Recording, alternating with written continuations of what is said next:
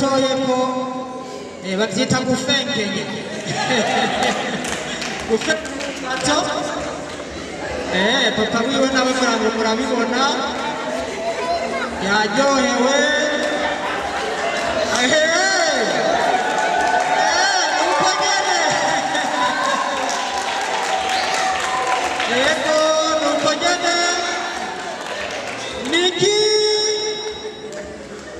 papa wiwe nawe ati mugabo urabona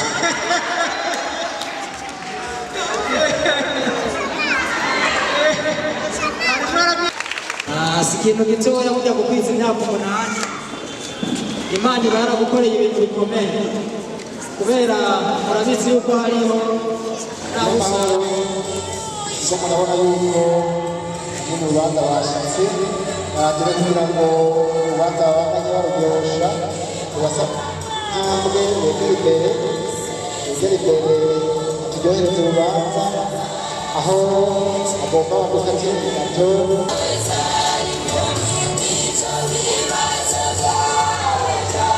aberewe cyane aragororotse sahayo kwitegereza murayibona mbere gufasha mukomera amashyi menshi mukomera amashyi mukeko akitega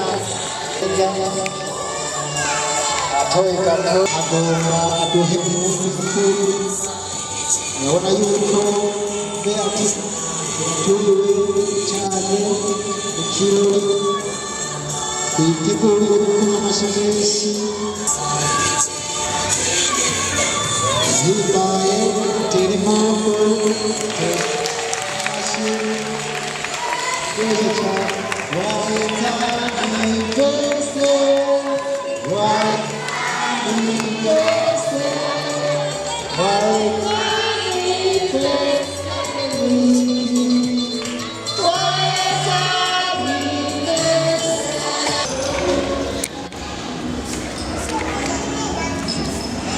turirimbe twese rero tumufashe joyeux anniversaire imbere yuko aheza gukata igato maka ahejeje kandi tunezerewe ntiharirimbe abana gusa n'ubundi avyumva yuko yoba aryohewe andazi yuko mwarize muza ngaka kabiri muraryohewe ko mwahevye byinshi kugira mube hano tumufashe rero tumuririmbire joyeux anniversaire yamwibarutse amubwira ati warakoze amabyara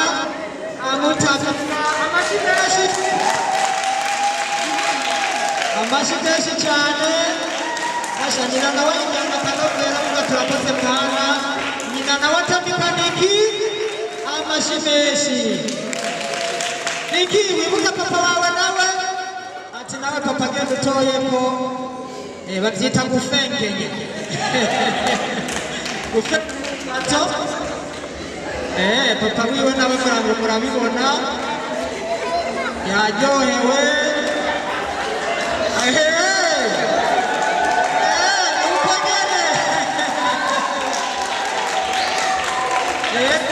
nuko nyene niki papa wiwe nawe ati mugabo urabona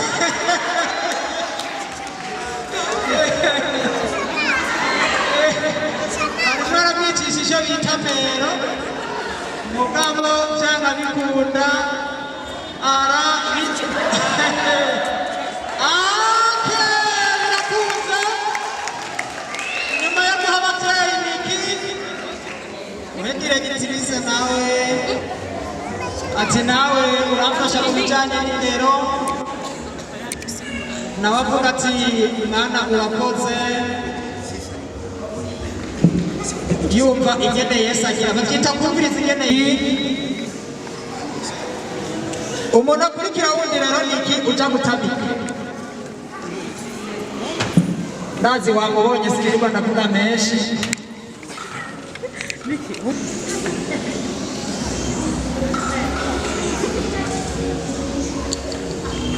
sawa bace bagufasha rero ucana bari abandi bana bose bari hariya nabo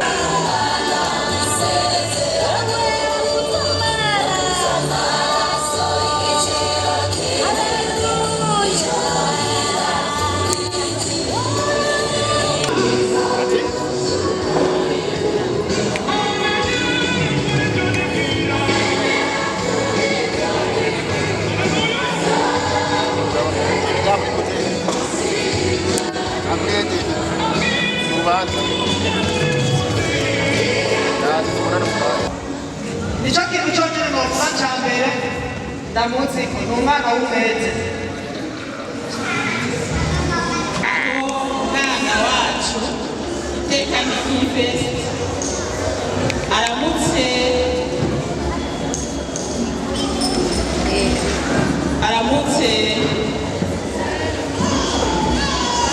agira urubanza ashima Imana ku myaka 8 akwije uno munsi, hanyuma agashima Imana no ku bushimwe amaze kuronka muri iyo myaka 8 kuko abandi babivuze n'abantu bake twumva bagaragaza akanyamuneza k'aho barose ubushimwe myaka 8. Rero uno munsi ndakenguruka Imana cyane kubwaniki arabizi kubwiwe, nanjye namaze gukora ibiganiro byinshi aho ndabona abamenyesha amakuru abavuye hirya no hino bagiye kumbaza ingene rikameze. Twebwe rero twakiriye Niki aje kwiga ku ishure rya Shingiro rya Ngozi ya kabiri,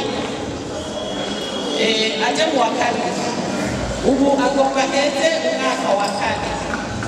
Twebwe twamwakiriye tutazi yuko afise ingabire bidasanzwe, ariko tumaze kumwakira niho bashobora kuduhamagara nko mu nama tugaca duhurirayo nawe agaca atanga ibiganiro mu Cyongereza tugatangara. Rero iyo ngabire yiwe igenda irakura uko akura, kandi imyaka 8 umwana ari mu wa kane nacyo nyine n'igitangaza, kuko aho tuza turandika n'abafise imyaka 10 n'abafise imyaka 10 mu wa mbere, ariko Niki afise imyaka 8 ari ahejeje wa kane. Icyo si igitangaza gariye. Hanyuma rero Niki ngira ngo mwese muramuzi, muga nanjye nakwafise ku mayange ejo namuzi ko ni umwana atekereza ibintu azi, ntawomenya yuko biri mu mutwe wiwe. Nta mwana arenze urwamo ngo ni kubera afise iyo mpano yo kuvuga Icyongereza. No mu ishure ntiyita imbere gukiriza. Igitangaza muri aya mashure ya leta murazi ko twiga Icyongereza gike, mugabo murumvise ingene akivuga ku buryo n'uwo yarakize muri kaminuza yumva bike mu vyo avuga. Mumfashe dukomere amashyi Imana kugira ngo yabaye. Ikintangaza ni umwana barondera cyane, murumva yuko kubera iyo ngabire bagomba bamuhira atonda ku ishure gake, mugabo muri uko gutonda ku ishure gake arabitora, ivyo mwigisha yigisha vyose arabitora, aba mu mayinite tumukomera amashyi. Rero ntarangiriye jewe ngomba kumwifuriza ibyiza, naba nabimubwiye iyo bagiye kumbaza ndamwifuriza gutera imbere. Ni umwana twizeye ko azogira icyo atumariye. Bwa mbere na jewe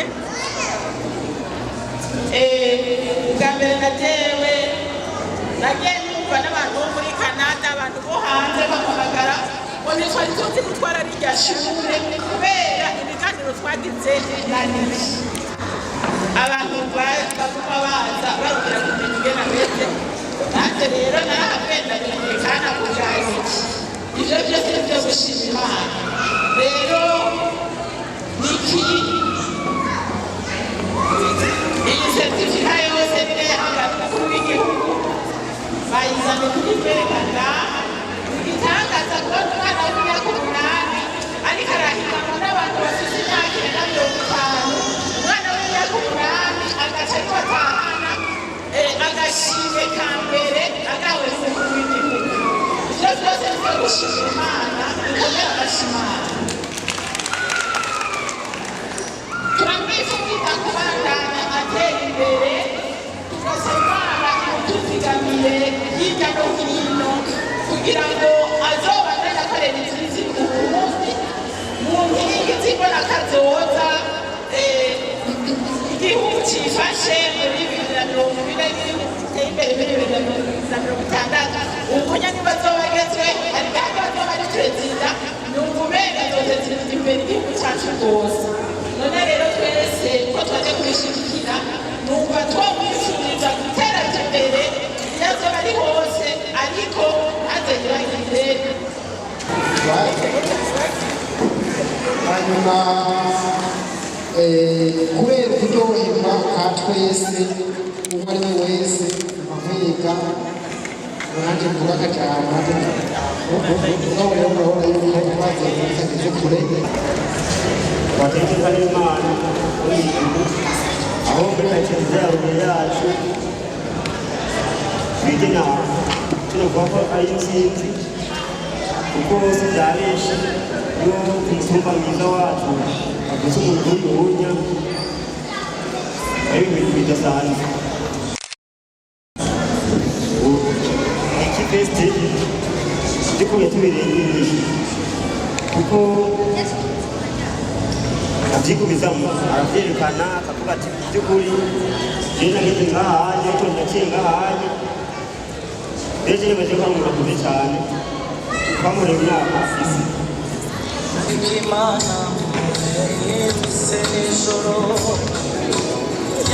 namwe abana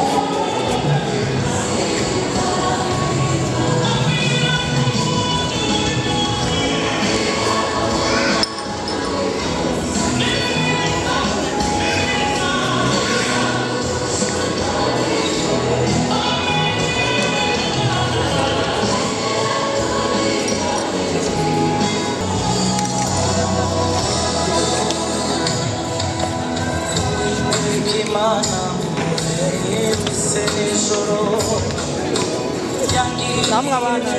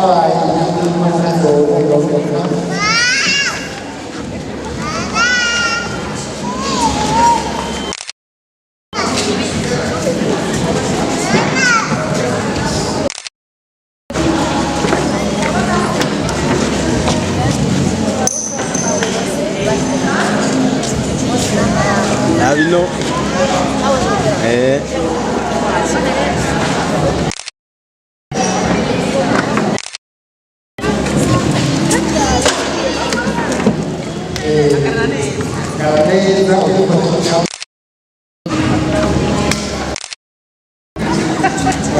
murakoze yuko ikintu cyubahiro kiwe n'abandi bashobora kubakeneza bashobora gushika mu kibanza akaruhuka aranga biwewe akariro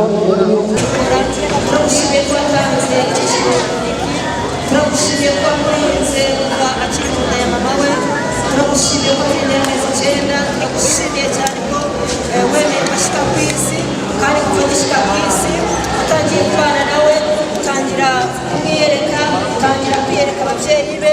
Mu izina rya Yesu turagushimiye ku bitangaza n'imirimo y'Imana. Turagushimiye ko wamurinze akiri uruyoya, turagushimiye cyane afise umwaka umwe, turagushimiye kugira gushika uyu munsi akije imyaka 8 wabanye nawe mwami, si uko atabuze guhura n'intambara n'ibigeragezo, ariko wamubera Imana, mubera inkinzo, mubera umurengezi. Mana turagushimiye cyane kubw'ibitangaza wamukoreye data, ababyeyi b'Imana turagushimiye ubyumva ko tuvugije ishimwe kuri uyu munsi, izina ryawe rihabwa icyubahiro. None rero umwanya n'isaha Mana turamuteruriye mu biganza byanjye mu izina rya Yesu Kristo. Haleluya, haleluya, haleluya. Turamusabiye uburinzi bwawe Mana, turamusabiye ubwihisho muri wowe mu izina rya Yesu. Uramurinda, haleluya, uruhanga rwe uramurinda, haleluya, uramurinda mu igosho mu izina rya Yesu Kristo. Turakatiye uburinzi bw'ubudahangarwa bwawe Mana, uramurinda ikintu cyose cyo bakiza kumuhungabanya mu izina rya Yesu Kristo. Mana turakweretse n'izi myaka yose yo kubandanya abaho, uzubane nawe, uzumugirire neza, haba ku murango no mw'ijoro. Haleluya, uzubwiteho cyane, uzubwitwararike. Uzobukoze ndiho, uzobukoze rero amahanga mu izina ryose. Ijisho ryawe Mana rizajyambere mu muhango mu izina ryo turamusabiye wundi mugisha, turamusabiye paramukirwa mu izina rya Yesu. Muteze intambwe none Mana hano muri iki gihugu ndetse no hanze yacyo, azagere kure cyane mwami, usubira kuririmba ngo kwasangire ya Yesu mu izina rya Yesu Kristo. Azakora ubwiza yinjira mu muri mu izina rifite ububasha n'ubushobozi. Data uzobukoze ndiho, uzobukoze rero amahanga, uzobukoze igitandara cyo kunesha. Uramurinda ibirwara n'ibyo rwose, uramurinda mu izina rya Yesu indwara z'ibyorezo mu izina rifite ububasha. Turamukuje ifuhe ryose ry'abadayimoni, turamukuje n'inzigo n'ishari mu izina rya Yesu Kristo, mu izina rifite ububasha. Haleluya, haleluya. Data uzobukoze ndiho kandi ubandanye umuza, ubandanye mu bwenge, ubandanye umuteza imbere mu izina rya Yesu Kristo. Data uzobukoze kandi mwami Imana n'ababyeyi ubandanye bagira neza, komeze kwitaho no kubitwararika, komeze kubaha umugisha mu izina rya Yesu. Baha ubwenge bwo kubasha kureba uyu mwana wabahezagije, uzobukoze ndiho neduye kandi uyu mwaka azatere iteka igihugu ndetse n'ababyeyi biwe ndetse n'abavukanyi biwe mu izina rya Yesu. Diaspora irasinzira.